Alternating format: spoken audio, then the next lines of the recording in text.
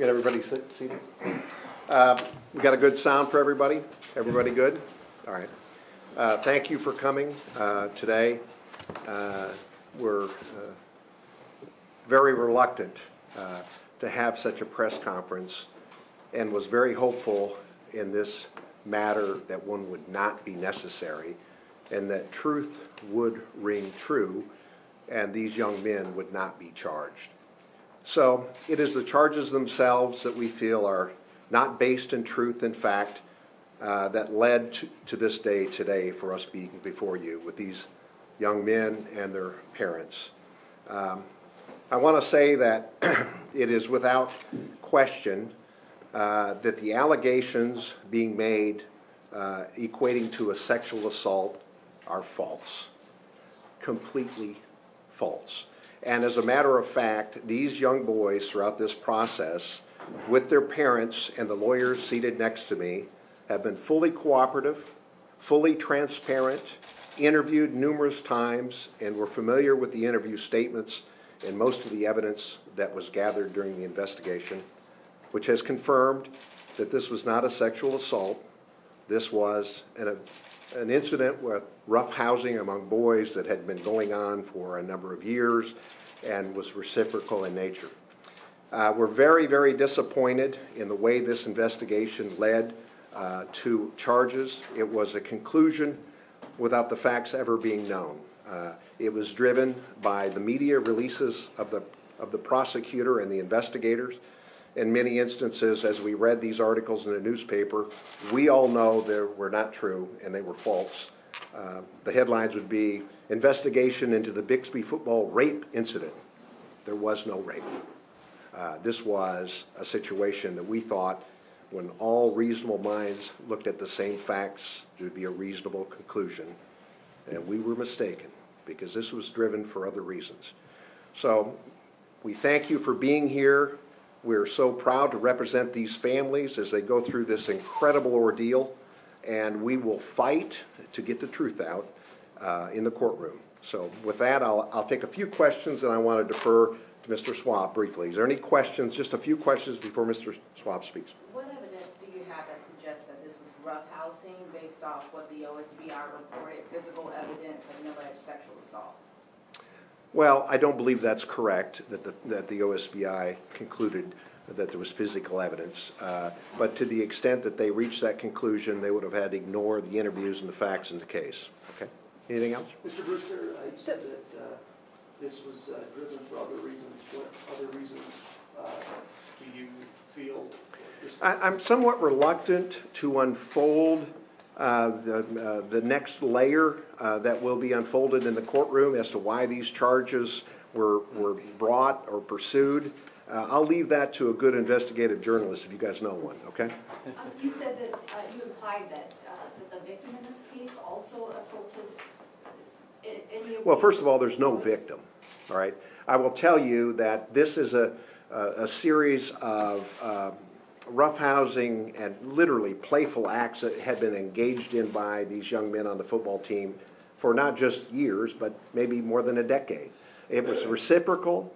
It was considered to be something that was not offensive, certainly not sexual. There's no sexual intent or any attribute that can be assigned to it. So I would like to have Mr. I have a question. Can we just make the you're not implying that the other child attacked any of these boys.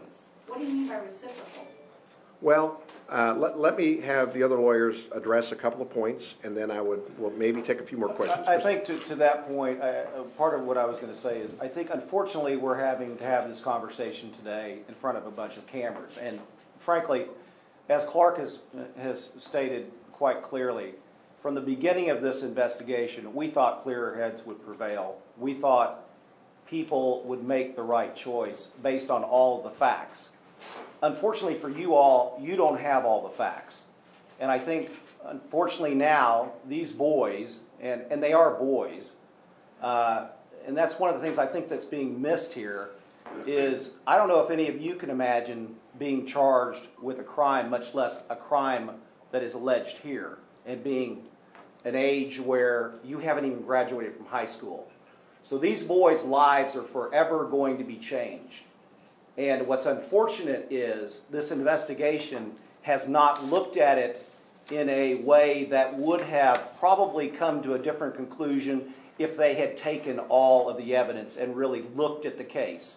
This case from the very beginning, in my opinion, as well as these other attorneys, is something that was pretty much made up before they started. Our clients have cooperated from day one in this investigation, and yet we're here today, somewhat surprised charges have been filed. So I would simply just say that I think with time, as with anything, time gives us the opportunity to get the evidence out. And when the evidence comes out, I think that people that have maybe prejudged this case and have maybe already made the determination, because frankly, I think a lot of people already have. But I think once that comes out, I think that you will probably have a much, much different opinion. Because I can tell you without a doubt, these are outstanding boys. And I truly feel bad for them to have to go through this. I think all these attorneys do. So I would just say we can't go into certain things at this point because we are going to do it the right way. And it will come out. But I can tell you there's several layers to this investigation. So you referenced, Mr. Brewster, this was a playful act. In the affidavit, it mentions a pool cue. Are you saying that using that is a playful act among teenage boys? Well, I'm saying the context for everything that occurred that led to an investigation and ultimately charges was not a sexual intent or any kind of sexual rape in any way. All right. I'd like to have Mr. DeMuro have a chance to speak as well before we take any more questions. Go ahead. So I represent Dr. Wood and Joe Wood, his son. And I echo what Brett has said. Imagine, if you will, how many people in this room have teenage boys? Okay. Imagine, if you will, that you've raised a son who has never been in trouble, who has been a dutiful son his entire life, great student, involved in his church and his community, and then gets accused of something like this.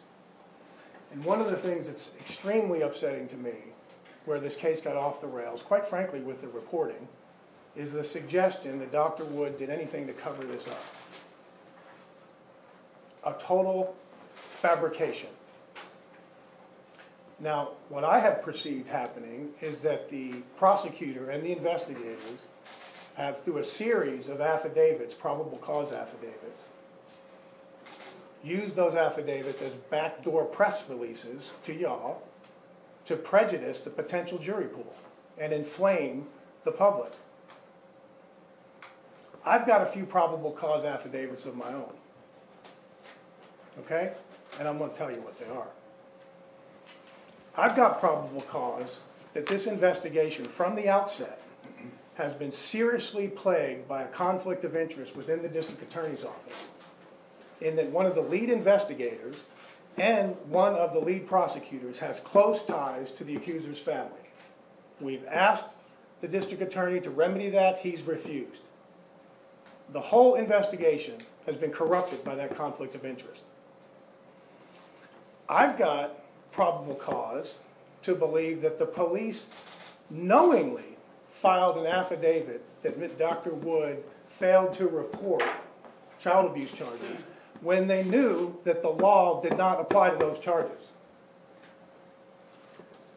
I've got a text message here from one of the lead detectives in the case to the principal of the school, Bixby School, on November 2nd of 2016, in which the principal is asking, how should we report this? And he questions, DHS, question mark? Do we need to report to DHS? The police officer's response, I've taken care of that. November 2nd. So I ask you, how is it possible that after this, the investigators and the district attorneys propagate a theory that there was a failure to report to DHS? How is that possible? I will tell you as a matter of law that the reporting statute doesn't apply to these circumstances. And I'll give you that. It's case if you'd like it. So ask yourself, why is it that in the press we're still seeing these allegations? Why hasn't the district attorney and their investigators corrected that? Instead, what they've done is they've tarnished and trashed the reputation of a man who's dedicated his entire professional life to education. So what's going on with that? I have probable cause to know there was no cover-up. The allegation is absurd. The first day that the accuser made a statement to the school, the first day, Dr. Wood instructed his staff to call the mom. Is that a cover-up? The mother, who is well-versed in these facts, said, don't call the police. Is that a cover-up? Why do you think the school board of Bixby School Board, issued a statement condemning the investigation? For these reasons.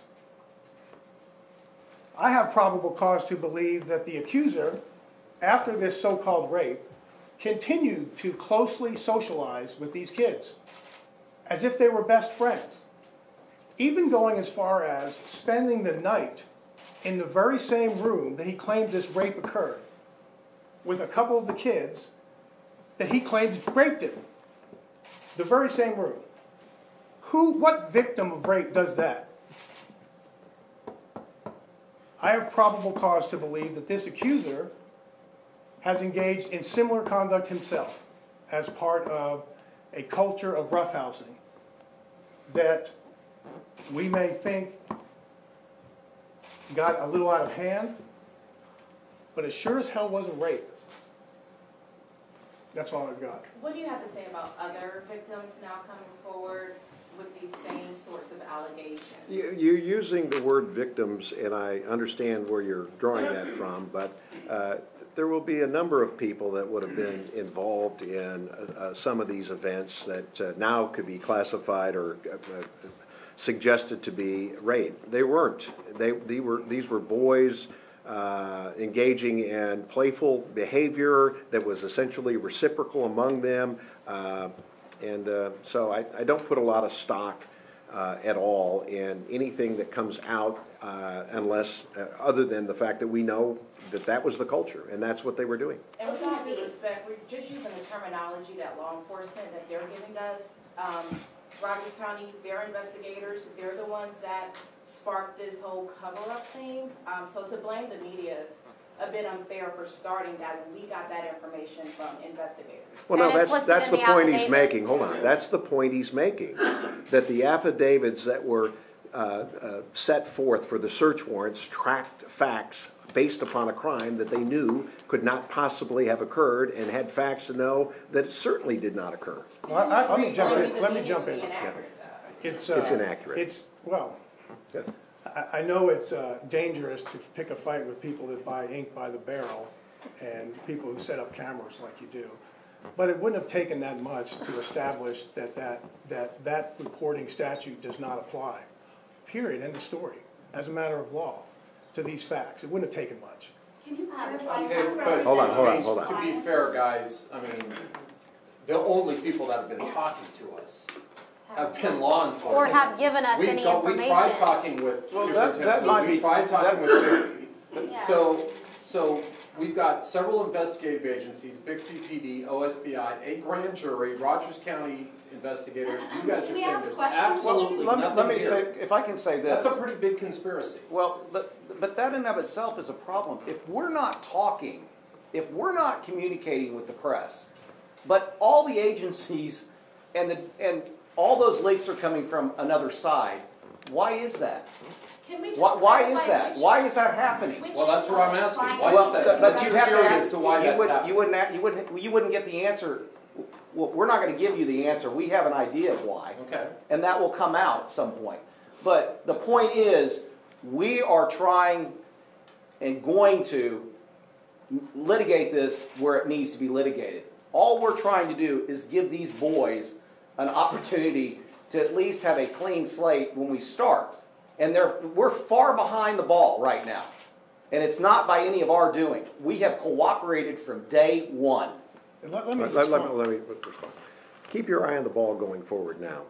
And I know that it sells newspapers and maybe teases stories on TV that there's some rape going on in Bixby. And so let's look at the facts going forward and understand why that they were unfolded the way they were by the investigators. So I'm going to take a few more questions on it. Hold on. Go ahead. You may ask. So when we got the affidavit yesterday, it kind of, we read it and it laid out that the person's legs were held and there were some statements that were made. Reading that, you're talking about consent and roughhousing. Reading that affidavit sure doesn't sound like roughhousing. Can you kind of explain where you can get roughhousing from reading that? Well, you've placed the premise as being that was accurate, and I don't accept that. Okay. Well, we read what was given to us. Which client each of you represents? And your names and spellings, guys, would be. Brett Swab, SWAB is the last name. I represent Colton Cable. One T or two T's and Brett. You didn't vote for me back when I ran for DA, did you? Sorry, Brett. Bob Latham, and I represent Will Thomas. Can you spell it? Latham. Clark Brewster, I represent Samuel Isaiah Lakin and his family.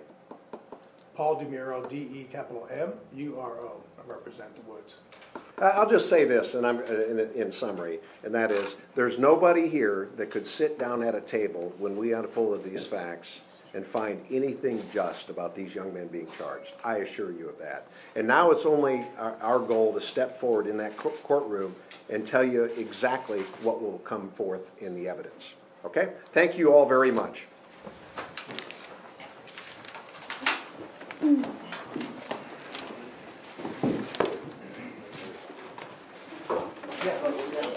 A copy of that text message? I have to wait. They're getting video.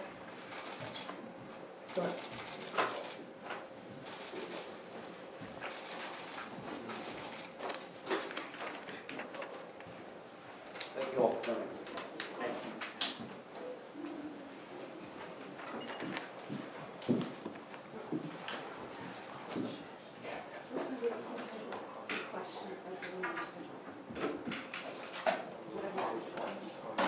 Sorry, didn't mean to like.